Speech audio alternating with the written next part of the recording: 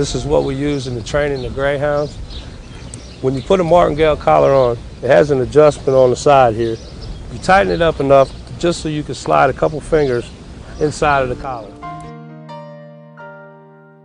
That keeps it loose enough for it to be comfortable for the dog and tight enough not to slip over the head when you're trying to do correction or training your dog.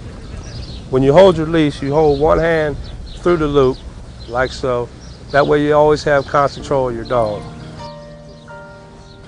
When you're training, use what we call a J hook. You hold your collar, hold your leash like this, and you keep what looks like a J in your leash. That way he or she has enough room to move around, do the commands. When you give a correction, a slight pop, it pulls these two things together on here and tightens the collar. That way she knows she's being corrected. When I first started learning how to train dogs, I used the standard choker chain. So when I was introduced to this, I will admit I was petrified by it because I knew nothing about this type of collar. It basically serves as a choker chain, but with the greyhound skin being so thin, you don't take the risk of the dog's skin being pinched or tore with a choker. I believe that's why they use these.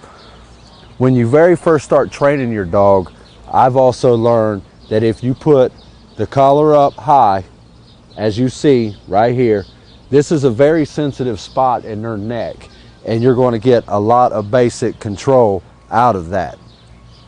For the guys who's never used these, please don't be afraid to use them, because they, like I said before, they do act as a choker chain.